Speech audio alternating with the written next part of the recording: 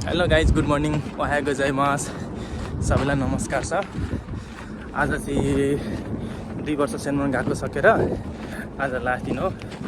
आज सोचुक्यो भन्छ यहाँनिर, सोचुक्यो सिक्यो। अनि हामी चाहिँ यहाँनिर 350मा सेन्सेहरूले बोलाएको थियो। अनि हामी हिँड्दै जाँदैछौँ यहाँ साथीको रुम जाने हेरेर। यहाँ 2जना साथीहरू यता सापकोटा र आजदेखि चाहिँ हामी सब छुटिँदैछौँ।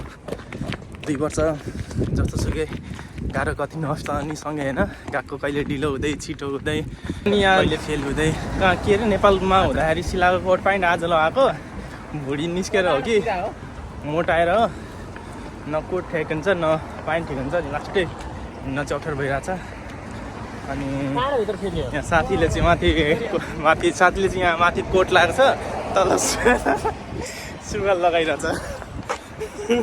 उसको पनि प्यान्ट ठिक नभएर हाम्रो चाहिँ अब 2 वर्षको स्टुडेन्ट लाइफ सकेर 2 वर्ष यता न्युङ्गो के अरे जापानिज भाषा 2 वर्ष 4 वर्ष सकेर फाइनली अब हामी चाहिँ 4 महिनाको 1 तारिकबाट हामी खाइजिन हुन्छौँ।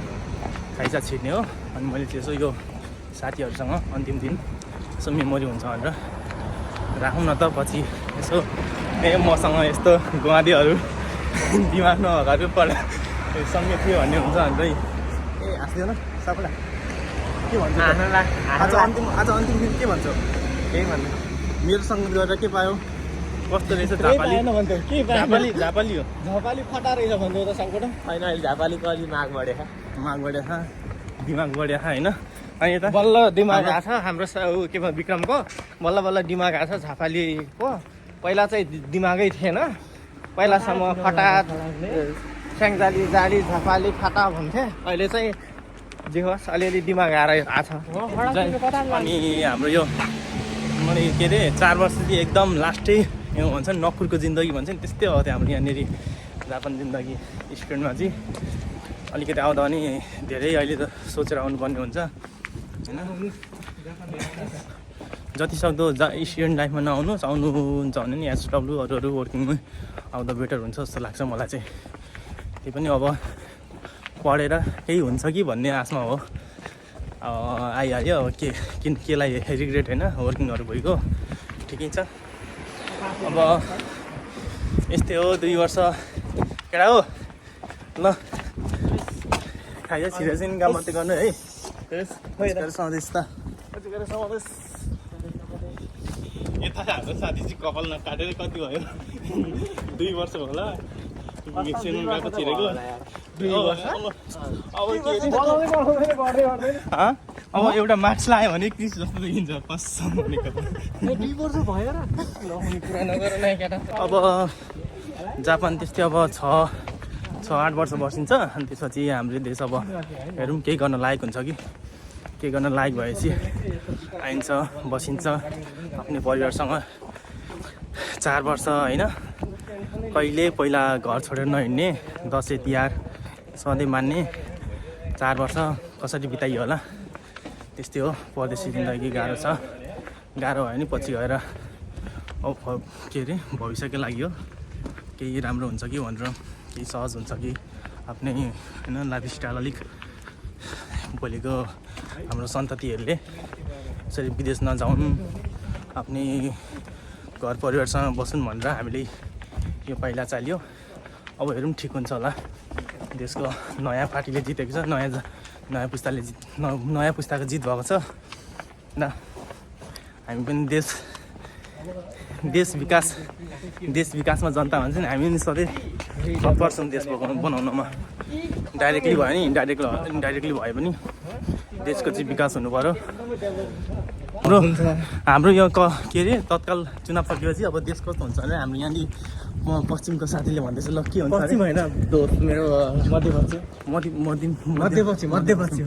के हुन्छ के विकास हुन्छ कि विकास एकदमै राम्रो खतरा विकास हुन्छ।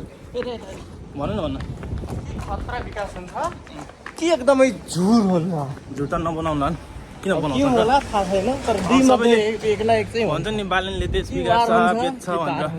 होइन उसलाई पनि डर होला नि त यत्रो जनताको माझमा उसले बेच्ने होइन नि हामी बुझ्ने हो नि त सुरुमा उसले बेच्ने गर्ने उसले नराम्रो सोच्ने होइन हामीले उसले नराम्रो भनेकै होइन हामीले गर्न दिनुपर्छ हामीले टेस्टै गरेको छैन काम अब उसलाई काम गर्न दिनु पऱ्यो 5 वर्ष अनि पो भन्ने हो त ल जे जस्तो भयो भने युवालाई चाहिँ सपोर्ट छ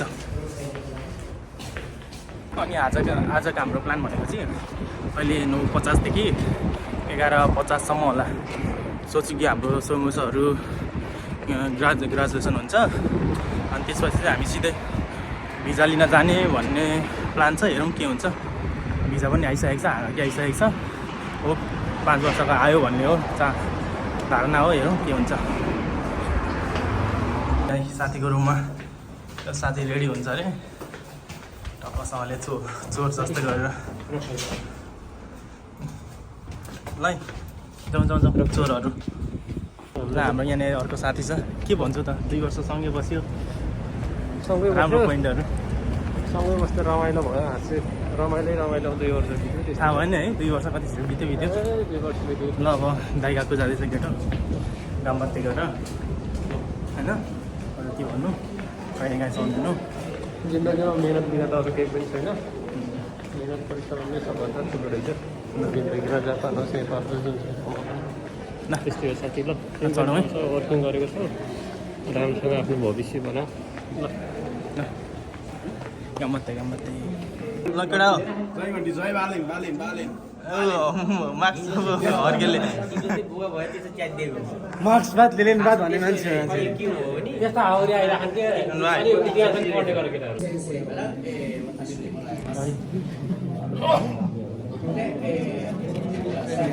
मिस्टर हरिश अरू सबै चोर बाका मिस्टर हरिश घन्टी अरू सब भाते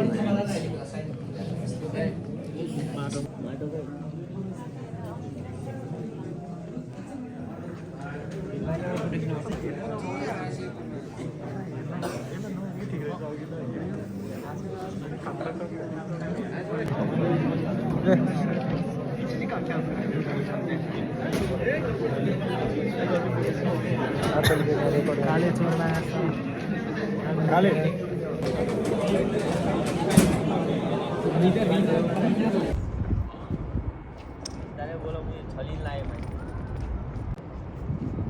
देखाउ त सर्ट त देखाउ न अलिक ल देखाउ